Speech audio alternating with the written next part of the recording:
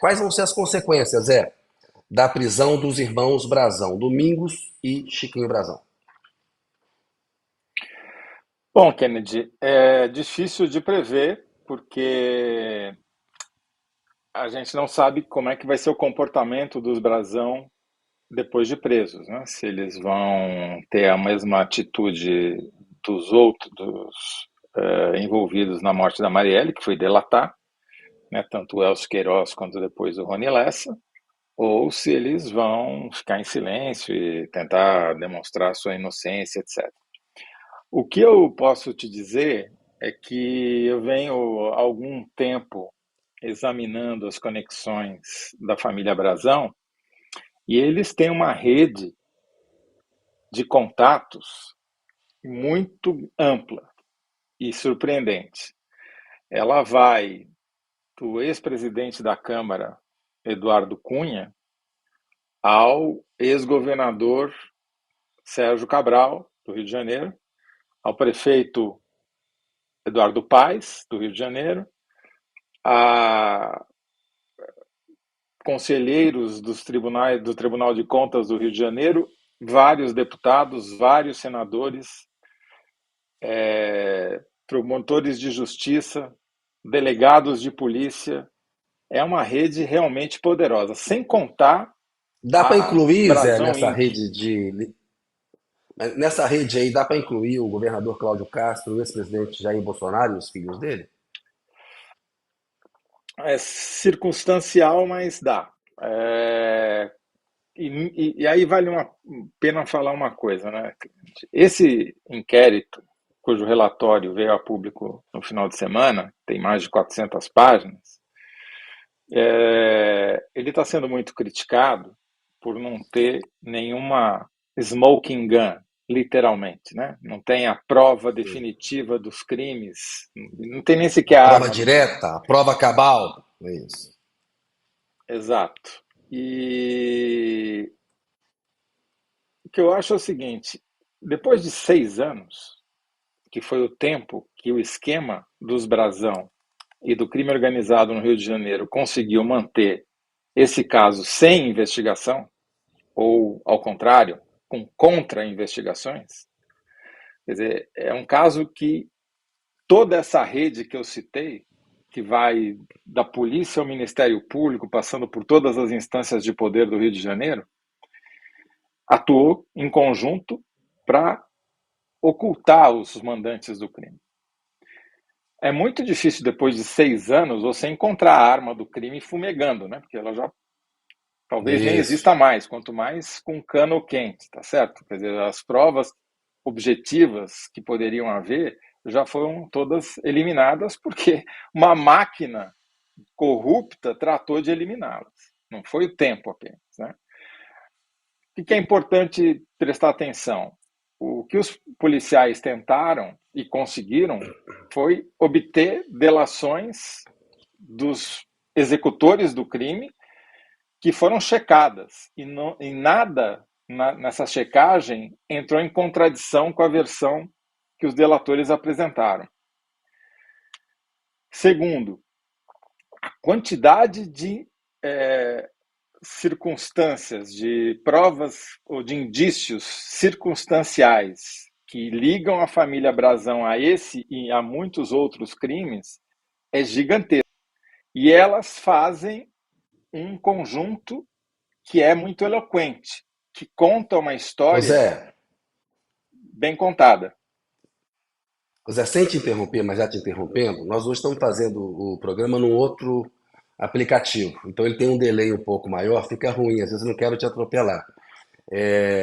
Ô Zé, é o seguinte: primeira coisa, eles são apontados como os mandantes. Como os mandantes, você teria a elucidação final. Eles têm o que e a quem delatar? Há alguém acima ou ao lado deles? Nessa empreitada, acho que esse é um ponto. O outro segundo ponto do que você traz, que me parece muito importante, o Rony Lessa é um arquivo vivo do que o Flávio Dino chamou de ecossistema do crime lá no Rio de Janeiro. E está lá na delação dele. Isso pode puxar o novelo de outros casos e atingir vários personagens dessa rede aí. Porque, em tese, a coisa da delação, quando você chega no mandante, em quem mandou matar, quem que ele pode delatar? Só se ele tiver mais um associado. Ou se ele for um pau-mandado É que de eu um acho, mandante Kennedy, que superior. eu não sei, realmente não sei, nem tenho nenhuma hipótese, se existem mais interessados na morte da Marielle diretamente conectados aos Brazão nesse caso. Vamos lembrar, quem são os Brazão?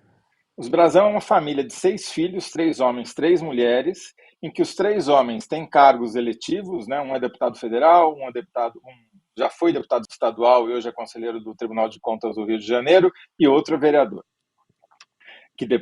começou como vereador e depois chegou a deputado estadual, que são cadeiras que eles vão. E é uma marca tão forte que eles alugam o nome Brazão para outros candidatos, com outro sobrenome, que viram Brazão na época da eleição. Tem vereador em São João do Meriti, na Baixada Fluminense, que usa Brazão. Enfim, é uma marca realmente muito forte. A área de atuação política deles é concentrada em Jacarepaguá, na zona oeste do Rio de Janeiro, mais especificamente nas comunidades pobres, tipo Taquara, Rio das Pedras, que é o berço do milicianismo no Rio de Janeiro. Rio das Pedras é onde surge a milícia no Rio de Janeiro. É o lugar onde ela é mais forte e onde eles são mais votados. Esse conjunto de provas circunstanciais é muito forte e eloquente. Então, o que eu quero dizer com essa rede dos Brazão é que eles sabem como funciona o mundo podre fluminense. Melhor do que ninguém. Eu não sei se eles têm mais algo a contar sobre o caso Marielle, mas certamente eles têm muito a contar sobre vários outros casos. Vou te dar um exemplo. O Flávio Bolsonaro foi colega de plenário do Domingos Brazão, que é um dos Brazão que está preso. Os dois eram deputados estaduais na Assembleia Legislativa do Rio de Janeiro à época. Os bolsonaristas falaram, não, imagina, o Brazão era petista, campanha para Dilma em 2010 e 2014. É verdade. Em julho de 2010, o Brazão levou pela mão o então ascendente Eduardo Cunha para fazer campanha nas vielas mais pobres de Jacarepaguá, no Rio de Janeiro, e 3 dias depois ele estava na Cinelândia, num comício da Dilma, fazendo campanha por ela. Agora, a afinidade foi uma afinidade circunstancial, tanto que Eduardo Cunha foi o cara que detonou o impeachment da Dilma Rousseff e levou o MDB à cúpula do Poder Federal com Michel Temer, que era do mesmo partido que ele, tá certo? Ideologicamente, os brasileiros foram sempre mais próximos dos Bolsonaro. Vou dar 2 exemplos. O Flávio Bolsonaro votou no Brazão para ser conselheiro do Tribunal de Contas do Estado do Rio de Janeiro. Mais do que isso, em várias votações, até votações que eles perderam, eles estiveram juntos. Mas o que eu acho mais simbólico é que eles dois tinham o mesmo hábito, que era dar medalhas para policiais, às vezes as medalhas mais altas da hierarquia lá de medalhas da Assembleia do Rio, medalha Tiradentes, por exemplo, para policiais que depois viriam a ser presos. Então o Flávio condecorou o Adriano, capitão Adriano da PM, né, o chefe do escritório do crime, que depois viria a ser assassinado, queima de arquivo. E o Domingos Brazão condecorou, deu uma medalha Tiradentes para o Marcos Cipriano, que à época era um delegado, chefe da Polinter do Rio de Janeiro, e que em 2022 foi preso sob acusação de ser integrante da quadrilha do Rodrigo Andrade, que a mídia carioca, parte da mídia carioca, costuma chamar de... Como é que é o nome que eles dão, o peculiar nome que eles dão para os criminosos organizados do Rio, que é por causa do jogo do bicho, né? Parece que é uma coisa menor. Não, são infratores, esqueci agora a terminologia. Contraventores. É a maior tucanagem de nome de criminalidade que eu conheço, chamar um cara tipo Rodrigo Andrade de contraventor. O cara tem uma ficha corrida enfim, quilométrica. Mas o Cipriano foi preso sob acusação de ser parte da quadrilha do Rodrigo Andrade, que é a mesma quadrilha do Rony Lessa. Enfim, o que eu quero dizer com isso é que os brasão são um arquivo vivo do, dos bastidores do Rio de Janeiro, onde todas as instituições estão, não vou dizer corrompidas, porque não é a instituição inteira, mas em que grande parte dessas Isso. instituições estão invadidas, estão infiltradas por criminosos, do Ministério Público, a Polícia Civil, a Polícia Militar, o Tribunal de Contas. Imagina um Tribunal de Contas, Kennedy, em que 6 dos 7 conselheiros são afastados ao mesmo tempo sob acusação de pertencerem à mesma É isso. organização criminosa. Não, e é Então, importante assim, lembrar, viu, Zé, que não é, em eu não me refiro ao caso 2022, Marielle. Eu não sei se o caso Marielle tem outros mandantes. Talvez não tenha, porque, ao que tudo indica, era uma rixa motivada pela atuação da Marielle contra a grilagem de terras que a família Brazão é acusada de ter feito ao longo de décadas, especialmente nessa área da Zona Norte, mas, desculpa, da Zona Oeste do Rio. Mas o meu ponto é que os Brazão sabem muito mais do que o caso Marielle. E o fato deles estarem presos abre uma possibilidade de a gente vir a conhecer um Rio de Janeiro que é muito menos bonito do que a paisagem deixa transparecer. mesmo o Zé estava falando ali das consequências da prisão dos irmãos Brazão, coisa toda do crime organizado lá no Rio de Janeiro. A gente precisa de um gatonete aí da milícia para ver Vamos se pedir uma a ajuda para gente os Brazão consegue para ver se ter a gente consegue uma internet. conexão melhor. Vamos para o Brazão.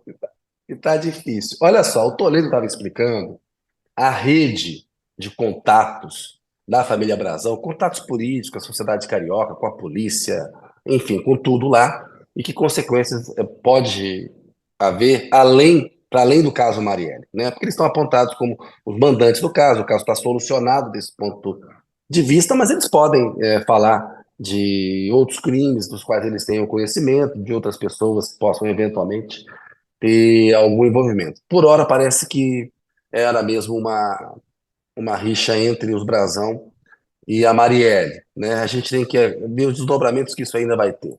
Se eles vão poder fazer algum tipo de delação ou não, e a investigação lá, o Rony Lessa é um arquivo vivo, contou muita coisa. Então, mas do ponto de vista, no caso Marielle, a gente tem uma solução. Isso é bom, é uma vitória da democracia, porque é um crime político, é uma vitória do governo Lula, e é uma oportunidade para mudar o patamar de combate ao crime organizado. O Zé estava falando, Zé, eu só queria lembrar de passar a palavra para você, que a Raquel Dodge, no primeiro ano do governo Bolsonaro, em 2019, ela foi procuradora-geral da República até setembro. No começo do ano, ela colocou a Polícia Federal para fazer justamente um trabalho de checagem do trabalho da Polícia Civil do Rio. E em 2019, a Raquel Dodge chegou a pistas de um envolvimento do Domingos Brazão. É que aí, depois assumiu Augusto Aras, a PGR, o Moro, no Ministério da Justiça, cairia logo depois e não fez nada, e o Bolsonaro colocou uma pedra em cima do assunto. E a gente tem que lembrar também que a Marielle foi morta em março de 2018, quando havia uma intervenção federal no Rio de Janeiro, que havia começado em janeiro de 2018, e o interventor era o Braga Neto, do governo Temer. Então, o Braga Neto fracassou na tentativa de apurar. A gente está vendo o envolvimento do Rivaldo Barbosa, que era Mais então do que chefe da isso, Polícia Civil, no caso. Assim, é o que dá para dizer. Mas, é que o enfim, Rivaldo foi então temos nomeado assim, na governo véspera do assassinato da Marielle. da E véspera do ele assassinato. nomeou É o isso. Então, delegado que viria depois a fazer a investigação, que não era investigatória, na manhã seguinte à isso, morte dela. isso. Agora, Zé é louco, porque em 2019, a Raquel Dodge falou, ó, tem pistas de que é o Domingo Brazão, de que a Polícia Civil não está fazendo o trabalho dela. O governo Bolsonaro coloca uma pedra em cima desse assunto. E tratava o caso Marielle com desdém, inclusive, né? Então, assim, é importante a gente não esquecer disso. É, Mas eu devolvo a palavra para o Zé para a gente continuar com o programa. E, rapidamente, Zé, temos que falar disso. Tem muito comentário sobre o tema, mas, por favor, retoma aí para a gente ler os comentários. eu, Eu eu, peço eu, eu desculpa li pela queda. vários comentários, mas eu acho que eu estava fora do ar. Eu li para mim mesmo.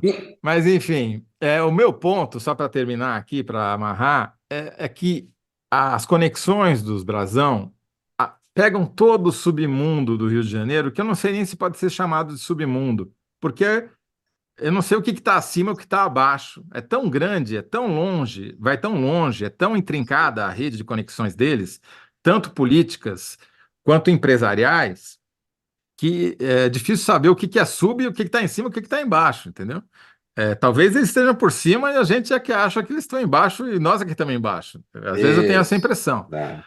O meu Isso. ponto é que eles estando presos e tendo contra eles, eventualmente, provas cabais que podem levar à sua condenação, eles sabem de muitos outros crimes que vão muito além do assassinato da Marielle e que destrinchariam o tamanho desse aparato criminoso que invadiu todas as instituições fluminenses, todas, sem exceção, do Ministério Público à Justiça, tribunais, Assembleia Legislativa, Câmara Municipal, Governo do Estado. Esses caras nomeavam e continuam nomeando até outro dia gente na prefeitura. Nomearam parentes para a diretoria financeira da Companhia Habitacional do Estado do Rio de Janeiro. Quer dizer, é uma mina de ouro do ponto de vista de informação, né? Agora, se isso vai ter o desdobramento, e também precisa ver quem que pega, né? A gente também não sabe a extensão desse negócio. Então, meu ponto é esse, é que vai muito mais longe do que o caso Marielle, e é porque as conexões dos Brasão, elas eles não são os manda-chuva, mas eles são parte dessa rede criminosa que opera no Rio. Isso, exatamente. Ô Zé, nós precisamos tomar uma decisão aqui no ar, estou consultando o pessoal da produção aqui via Zap. Se a gente fala dessa questão da prisão do Bolsonaro, ou se a gente já parte para uma entrevista com a Eu acho que Heloísa a gente deveria Starling. falar, porque a gente prometeu, tem um monte de comentários Um comentário? sobre esse Vamos. assunto. Quer ler os comentários, Zé? Vamos ler. Posso ler aqui então? Pode ler, pode Tudo. ler. Vou pegar aqui, ó. Vamos começar. Marco Cunha, o que mais me impressiona nessa estadia do Bolsonaro na embaixada é que, uma vez mais, ele abandonou os companheiros à própria sorte. Não chamou Braga Neto, Heleno e Garnier para fugirem com ele. Bárbara Jacobsen, qual será o próximo a desmaiar em frente à Polícia Federal? Né? É uma tradição desses valentes militares brasileiros, quando confrontados com uma notícia de prisão, desmaiarem. Flávio Santos, ainda bem que o Brasil não está em guerra com ninguém. Flávio Santos, isso é um absurdo. Batman iria fugir sem o Robin. Como é que pode? Como é que pode, Freud? Ao Danilo Sotero Rogério, um pouco atrasado hoje. Pode ser o começo de um grande avanço nas investigações da milícia carioca, mas do jeito que o Rio de Janeiro está, tem que ser refundado. Aí ele está se referindo ao tema que o Toledo estava falando, e os comentários anteriores é sobre o qual a gente vai falar, que é essa ida do Bolsonaro à Embaixada da Hungria, como eu falei na abertura. Dani Marques, boa tarde. Milhões de hotéis para ir e Bolsonaro me escolhe logo a embaixada húngara do ditador de extrema-direita para se hospedar? Será que nessa fuga tentou se pedir asilo político? Lúcio Veríssimo Góes, é um covarde este Bolsonaro. Joga os companheiros do fogo e corre. Felipe de Medeiros Oliveira, boa tarde. Menos para você, que correu para dentro da embaixada. Alane Neves, boa tarde, pessoal. A prisão do clã Brasão é apenas a ponta do iceberg. Tem muito mais por vir sobre o escritório do crime no Rio. É isso que o Toledo estava falando. Quantidade de informação que esse pessoal deve ter sobre o escritório do crime, né? Que estava dentro da Polícia Civil ali. Né? Uma filial do escritório do crime estava lá na chefia da Polícia Civil com o Rivaldo Barbosa. Júlio Hiroshima Roma. Jair Bolsonaro é melhor jail se acostumando, né? Jail em prisão em inglês aqui, é uma brincadeira dele. Victor Veloso. Toledo se refugiou na embaixada da Hungria, por isso não começou. O cara estava tirando A conexão aqui em Budapeste está muito ruim na internet. Isso, exatamente, conexão na embaixada está ruim, ô Victor. Felipe de Medeiros Oliveira, o mito jamais abandonaria seu seguidor.